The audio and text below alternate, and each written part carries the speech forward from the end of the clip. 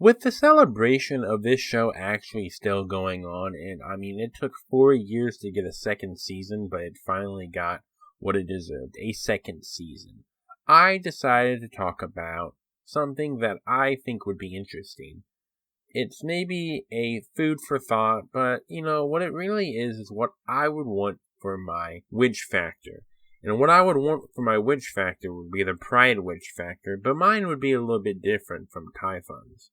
Or Typhoons, however you want to say it. Also, I probably put it in the beginning of the video, but I'm only going to be using game footage because Kadokawa really likes to screw with ReZero YouTube anime creators because, well, that's what they do. Japan does not understand what free advertising means.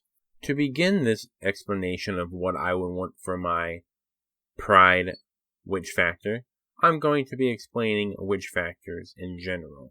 In the world of ReZero, there are 3 major powers that people can use for whatever they want. Magic, witch factors, and divine protections. I say whatever they want because divine protections are weird. Some divine protections are every attack that attacks you will miss, and then there are some divine protections that are like you'll have perfect steaming capability, so no matter what, you'll never oversteam your food. Magic is what everybody can use. Now, you might have to use some of your odd or some of your life for most everyday people because, well, I mean, it just depends on how much magic you were born with. You could be an Asta or you could be a Yuno. More than likely, everyone's going to be an Asta-ish. What's the character in Black Clover that has little mana? Oh yeah, Magna. There's going to be a lot of Magnas in the world, and there ain't going to be a lot of Yunos, because Yunos are rare. Divine protections are something that you were born with. So, some examples, like I said, is you'll never, ever overboil your food, and, well, I mean, every attack that attacks you is going to miss. That's pretty baller, if you ask me. Now, unlike magic, not everyone is born with divine protections. So, basically, me and you, if we went to the ReZero world, we would have no divine protections. Duh. And we weren't born in that world. And not everybody gets a divine protection. So, yeah, we're kind of screwed there. The only type of power that can be truly obtained in the world of ReZero, other than spirit contracts, but that's a whole nother thing, is witch factors, or better known as authorities. But authorities are very hard to get, maybe impossible, well, because authorities have very great powers. Like, for example, the authority of sloth is very powerful in the sense that it lets you use many hands that are usually unseen to people to do your bidding. The reason why that is very slothful is because, well, you're making hands with your mind or whatever, doing all of your bidding, destroying and picking things up. So it's actually kind of makes a lot of sense, actually, now that I think about it. So what would be my authority of pride? Well, before we begin with my explanation of my authority of pride, a lot of authorities do adapt to the user, but they usually keep the same concept along somehow.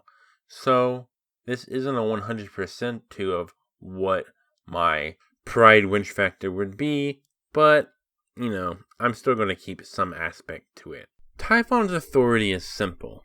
Basically, whoever she touches and deems a sinner will have to pay a price, whatever price she thinks is equivalently exchanged. So for an example is if I touch you and I deemed you a sinner for doing X whatever you did, I can probably break a finger, maybe a hand, maybe an arm, and it's forever broken. You really can't fix it back together or anything like that. So my version's a little bit more complicated.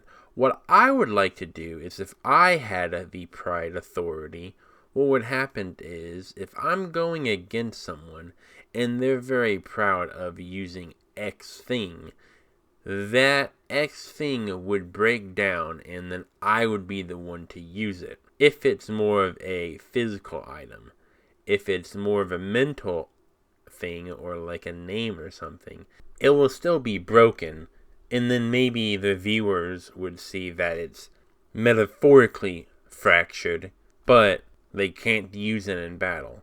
So for example, so for you and I, what we would be very proud of is our right hand because we're just degenerates who fat to hinty. Jokes aside, if someone was very proud of their right hand and me and him would be going into battle, what would happen is his hand would physically be fractured and then reappear somewhere on my body, probably on my right side, and then I would be able to use it in battle.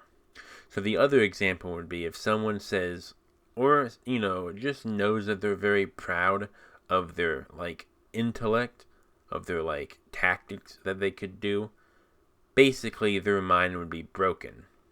And I would be able to use all of their tactics and strategies against him while they have to use animalistic instincts against me. So a lot of you would be saying, well, that's very broken. Well, I'll tell you why it's not very broken. One of the limitations I would have on it is it cannot go against witch authorities, and the other limitation, it cannot go against divine protections. The reason why is because it is said that when two people with authorities duke it out, there's an even playing field when it comes to it. So it would be kind of weird if I can just say, let's just gain the authority of, I don't know, envy. This is not 100%, but if the authority of envy is returned by death, it'd be very weird if I gain the ability of return by death. And if the return by death is not an authority, I would just make it that it would also not work against return by death. But from what I know, the witch factor of envy is return by death.